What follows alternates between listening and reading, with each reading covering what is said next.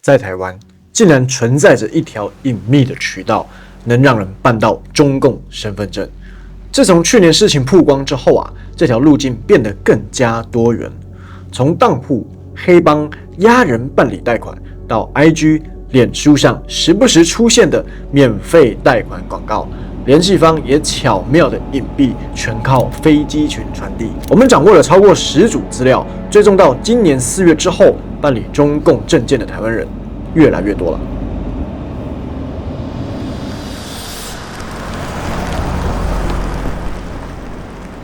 我們現在來到新竹市，要找到其中一個個案，叫做陳新正先生的，1992年出生。他在5月20號的時候辦了這張中共的居住證，6月多的時候又拿到了中共的身份證。他還沒有回台灣，那我們現在要去他的住所，可能找他的家人聊一下，知不知道他的兒子因為什麼原因去辦了中共的身份證？你好，我找那個陳新正先生。我看有沒有好，好，沒問題。这個屋主是他的誰，我們不清楚。哦，他沒有登記這樣子。只有名字，可是就是關係我們不懂。哦，所以不是他本名租的。不是他的名字啊，是女生的名字啊。是。好，沒關係，因為我們等一下還要跑台中跟高雄，還有很多案件，對，他不是個案，那沒關係，謝謝大哥。不要這麼說了。他沒有什麼下落。他住這邊嘛，只是房子好像是媽媽的名字。不確定是媽媽或是女朋友。對。戶籍地而已啊。戶籍地，沒關係，那這個就先保留個案，我們還有台中跟高雄的案件。有肖像權嗎？可以拍嗎？可以啊，可以啊。你要問一下他那個。你們是這棟的住戶嗎？你認不認識這個人？啊，他真的是我們台灣人，是因為他的畢業證書。新竹高工。對，所以他真的是你們新竹人。沒見過。沒有見過。好了，謝謝。沒事，謝謝。拜拜。雖然目前聯絡不到本人，當然不可能嘛，還有他的相關家屬跟家人，目前也是暫時沒有這些聯絡的管道跟消息。因為其實也想知道他是什麼原因要背叛我們中華民國，背叛我們台灣去辦這張身份證，是有苦衷的呢，還是純粹是為了錢？這個我覺得需要大家去深挖，到底還有多少這樣的人，因為債務壓力或是因為其他的原因去辦了這個身份證？當然，我們手上非常多這樣的個案，我也是希望能深入去報道跟挖掘，然後給我們台灣政府看一下這件事情遠比我們想象的嚴重的非常多。即便我們已經揭露了這個中共統戰身份證在下集紀錄片，還是一堆人執迷不悟的去辦，那問題到底出在哪裡？沒事，我們現在準備前往第2個個案，台中。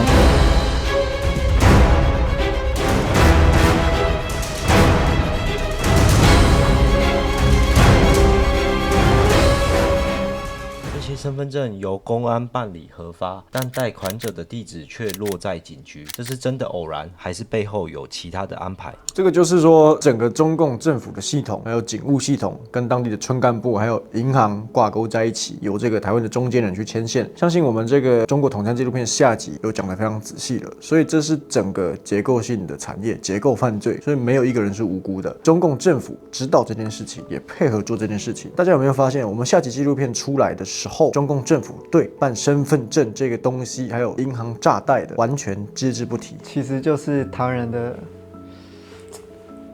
劣根性。為什麼台灣會是詐騙王國？每年都有新的詐騙手法嘛，但是為什麼還是有這麼多人被騙？因為所有台灣人都覺得我很聰明，我不會被騙。我們撇除掉這個身份證貸款的話，你過去的話就有什麼台青創業獎金啊，台青什麼補助款啊。總之會比當地中國人民來的優渥，所以當誰告訴，比如說政府跟你講哦，最近有什麼詐騙手法要小心哦，我們紀錄片說，這個是中共的一個統戰手法，你要小心哦。但他們都覺得說我很聰明，我沒有被詐騙，我沒有被統戰，所以他們還是會去做這些，因為他們覺得我沒有正在被統戰，他覺得我可以把持得住，然後等你越投越多的時候，他再出來割你最後一波，那個時候你才是人財兩失啊。在高雄，一名男子告訴我們，他因為欠下當鋪的債務，無力償還，最終被黑道盯上。就在威脅與恐懼之下，他被迫辦理中國身份證，用貸款來填補債務的深坑。你是什麼管道接觸到這個辦中共身份證？然後他們是怎麼要讓你去辦這個身份證？就是我有跟當鋪借款。對，然後後面就是繳不太出來這樣子，對，然後他們就是給我這個方案，說可以去大陸那邊借錢，對，但借錢的前提就是說我們要取得大陸的身份證，可能金額才會比較高，能辦的選擇才會比較多這樣子。對，那是哪一個月份結束？就他跟你說要辦身份證這個事情？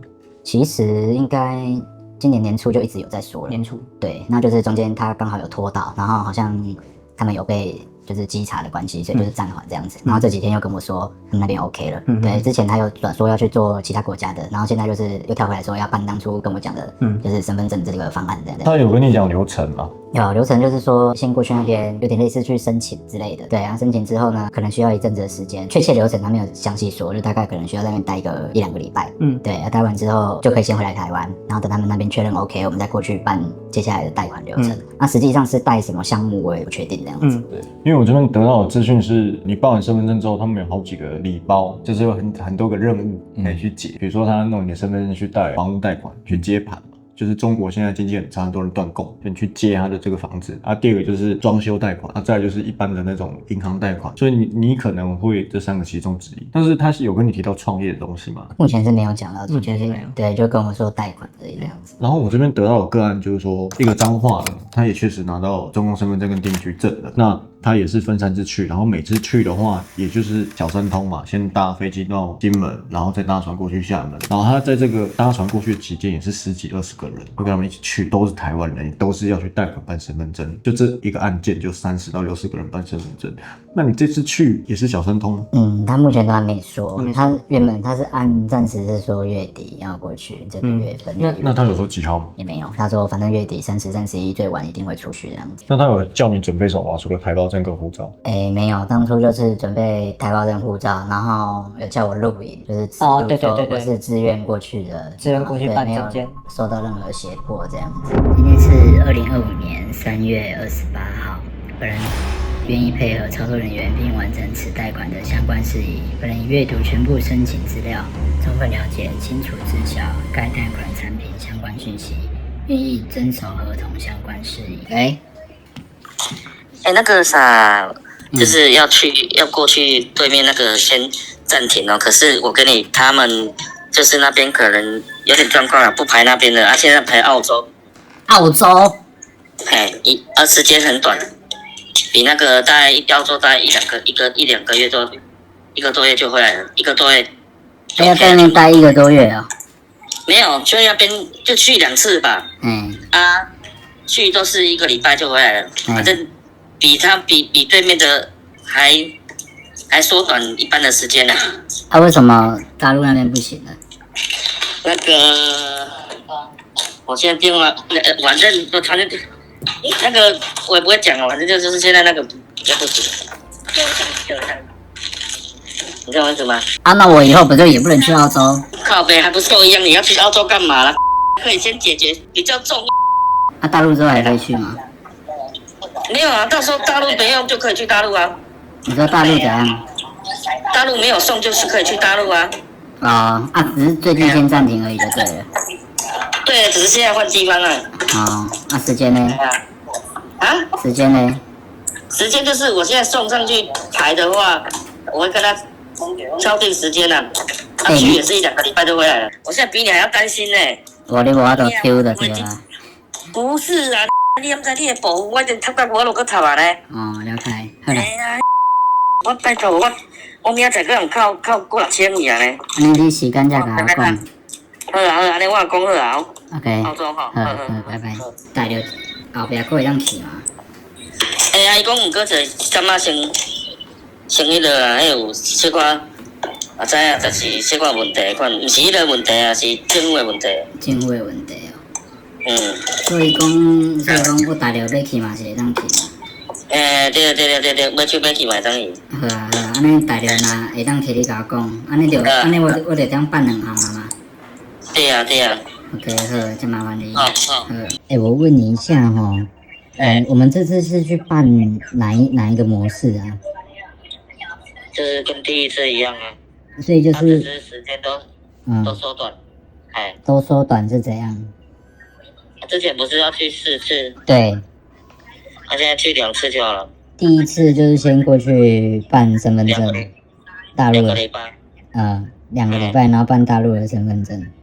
對，然後回來大概再過1個禮拜又去，在那邊待一個月過沒多久就回來了。然後這樣就 OK 了。所以第一次就知道拿不拿得到身份證了。沒有啊，第2次過去。拿了。第1次過去就知道了。第1次過去就知道，拿得到身份證的話才可以辦貸款這樣子。對。那個貸款的金額是多少？這個我不知道了。那這個個案是今年年初接觸到的，他目前有沒有辦中共身份證，這我不得而知，因為已經1-2個月沒有聯絡消息了。這個東西是他怕他真的被壓過去辦了這個身份證的話，他可以自保說我是被逼迫的，我不是自願的。他們那個時候會想要離開台灣，就是因為台灣過得不好，所以他可能想盡辦法要去中國那邊重新開始生活。但是等到這些東西塵埃落定，該獲得處分的時候，他失去了台灣這邊最後的靠山。一定是有資金需求的人才要去辦身份證，包括我们前面看到这个案例，这个當鋪逼他拍影片，包含台中的小姐也是啊，她也是自錄了一條影片，宣誓好像是自願要去辦這個身份證，沒有人逼他的，對吧？你上次台灣身份，基本上我們就把你當成大陸人了。你以後來台灣就是要拿大陸的相關的文件來申請，才能夠進來。我們目前是收到10幾件具體的個案，那具體的個案這些案子有蠻多是有證件的照片。叫李明珍，福建省建陽區，配合實時出發，7月21日下午4點。本人已閱讀全部申請材料，充分了解並清楚知曉該貸款產品的相關信息，願意遵守領用合同協議的各項規則。現在時間8月12號晚上7點27分，我們來到第2個辦中共身份證的個案。那這一位小姐叫做李明珍，1991年出生。我們線人收到的資料是她6月10號是第2次前往中共國，那至今仍然沒有回來台灣。那我們可以發現啊，她6月10號去的，對吧？6月26號。就拿到這張中共身份證，還有這張定居證，而這2張都是違法的。被發現的話，要開除中華民國國籍跟台灣的護照。而我們還有發現一個共同點是，上一個在新竹的跟這一個台中的李小姐，他們的戶主名字叫做鄭福榮。那這個會不會就是那一個台灣的中間人呢？那為什麼他至今仍然沒有歸來台灣呢？很明顯，他是要辦中國的貸款。這邊就是他辦中國貸款的個人信用報告，他正在申請這筆貸款。那因為他一些友人朋友非常關心他的狀況，找到了我們，提供我們這些資料，希望我們可以去協助他，究竟他們家或是他本人發生了什麼狀況，難以排解，逼得他得去辦這張中共的身份證。弟弟哥，我想確認一下，這邊是48號嗎？門牌是48號。那你爸爸媽媽在家嗎？不在。那家裡有大人嗎？沒有。還是你可以幫我問一下，因為你們家的地址好像有被冒用，我想說跟大人講一下這個狀況。對，還是你有看過這個人嗎？有啊，這就是我剛才你問的那個李明珍。很像我媽媽。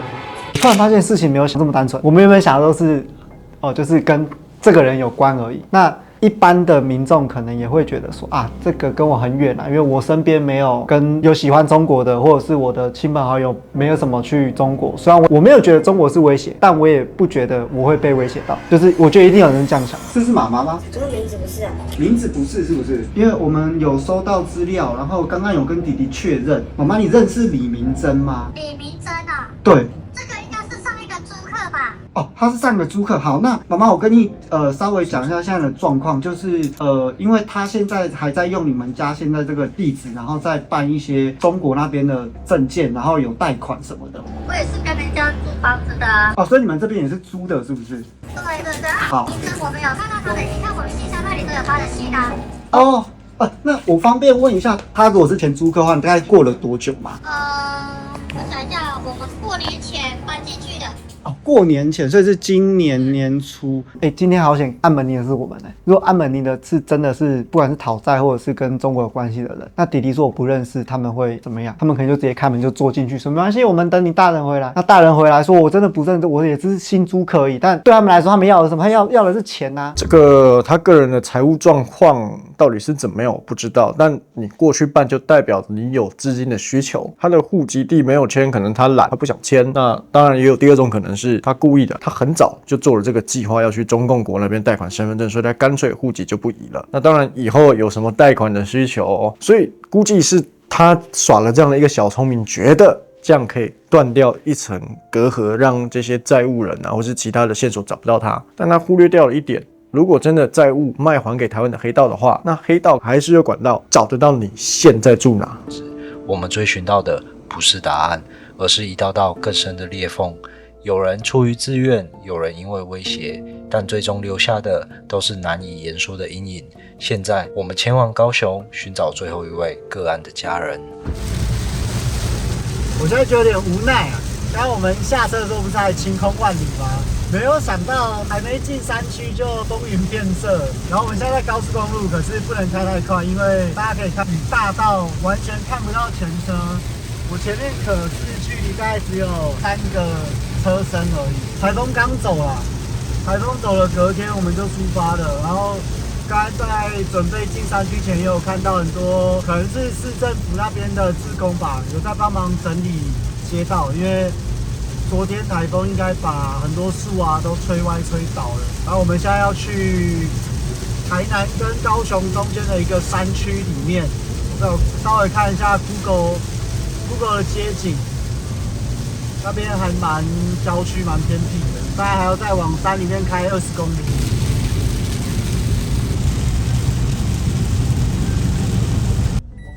我們的導航呢跟我們說要走那個巷子，可是那個巷子小到開不進去。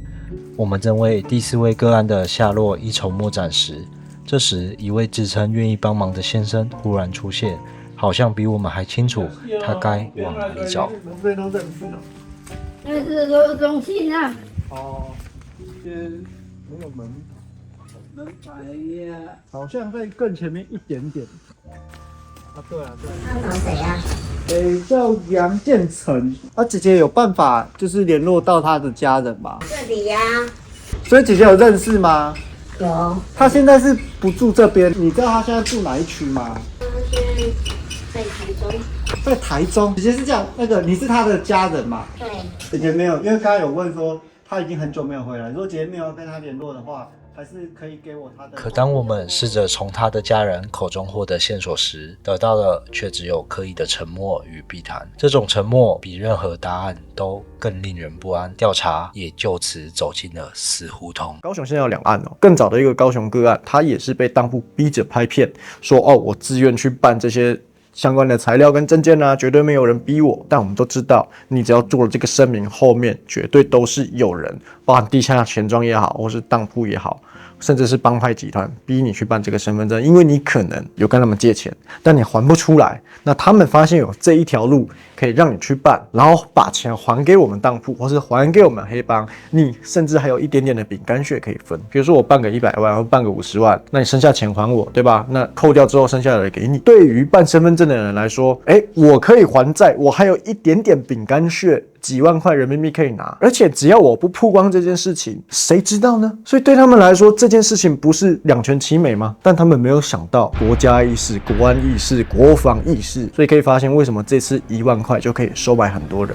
就在影片即將推出的前一晚，一通電話打破辦公室的寧靜，是高雄的楊先生，他語氣堅定地否認。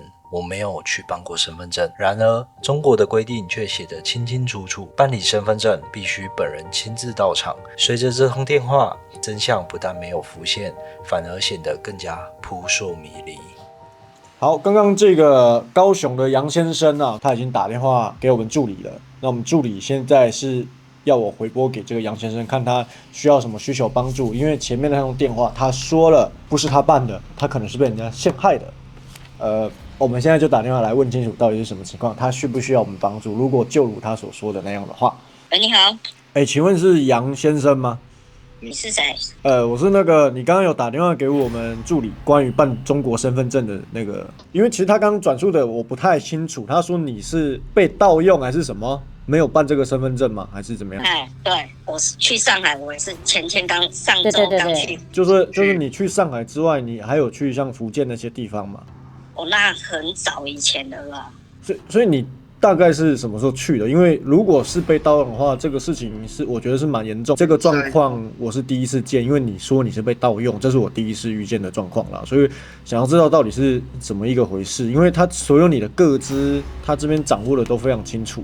有什麼啊？我想問一下哦。比如說他說你是 O 型嘛，對不對？然後1993年1月3號出生嘛，对嘛？然後你們住14號嘛，对。他直接幫你去福建這邊辦那個中共的身份證。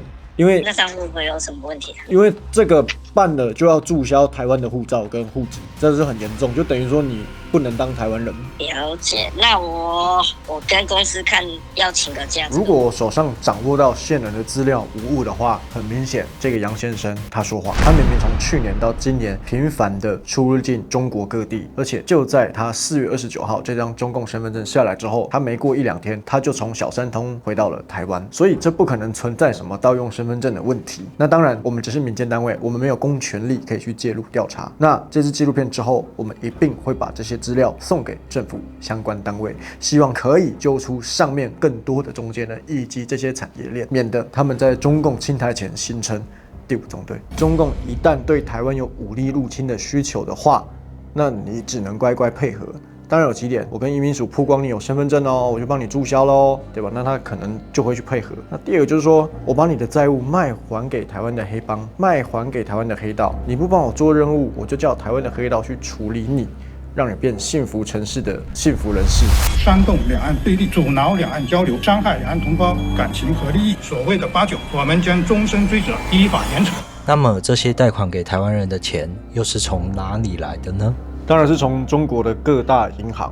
那我們透過其他的線人可以發現，你不僅僅可以在福建各地的銀行辦，如果你有管道，你有關係，四川、成都、重慶、上海、北京，只要有銀行關係戶，只要有中間人牽線，中國各地的城市通通可以辦理貸款。銀行的錢來自中國人民，來自儲戶。我們從之前的案例可以發現，包含這個河南的村鎮銀行40多萬人的錢領不出來，至今仍然沒有解決這個事情。而中共近年來也借由着打詐的名義，高度的限制人民取款的這個金額。如果他認為你金額過大的話呢，有一些地方是要打電話先去派出所預約，確保這個是你真人要領，你的用途要做什麼都要一一交代清楚。所以現在中國人民流傳一句：你錢存得進去，但有可能領不出來。自己的錢哪怕是1-2萬塊，要去取領現金的話，還要跟銀行說明清楚你的用途是什麼。中國人民取錢的這個難度是越來越高，但是台灣人利用台灣人的統戰身份去辦中共的身份證後，卻可以輕易的貸款，把這些中國人民的血汗錢通通給帶走。但是天下沒有白吃的午餐，這些最後你都是得還的。至於怎麼還，就看中共什麼時候啟動對台灣最後的統戰階段。那台灣政府又如何回應台灣人前往中國辦理身份證的現象？其實我對立法院還蠻失望的，因為我們都知道有些法規窒礙難行，我們行政部門像是移民署或是陸委會做的也是非常有限。這些立法院的黨團吶，有一些竟然沒有出來譴責這些事情，他們卻大言不慚的說：“哦，一定是這個網紅89搞錯了，這肯定是台灣居民居住證，因為89對大陸不了解，所以天天在胡說八道、道聽途說。”那個人叫做陳玉珍，他至今仍然沒有對台灣人去辦中共身份證這件事情加以譴責，也並沒有給予我們很多的協助跟幫忙，要怎麼保護我們的國安，要怎麼填補這個漏洞。因為畢竟中共想要消滅的國家叫做中華民國，他反而去譴責，並沒有像林金城跟蘇士恩口裡的20萬人這麼多。但事實上非常多這樣的管道，我們利用民間的資源，能力有限，我們已經揪出來了10幾個、20個。但是中國國民黨，你有黨團的資源，你卻沒有認真的在做這件事情，研究如何立法修法，把這個矛頭怪沒有20萬這麼多，這是令我非常失望的。他是說居住證啊，不是那個身份證嘛，是居住證，也就不能擁有中華民國國籍的話，台灣地區、中華民國台灣地區以外地方的這居住證都不能擁有中華民國國民身份證。講出來啊，報案啊，跟我陳情啊。我想89如果告訴我說那個據點在哪裡的話，我們就找警察去看，我找移民署直接過去查看有沒有這件事情，有的話抄掉，沒有的話你道歉，就是這麼簡單，一翻兩瞪眼。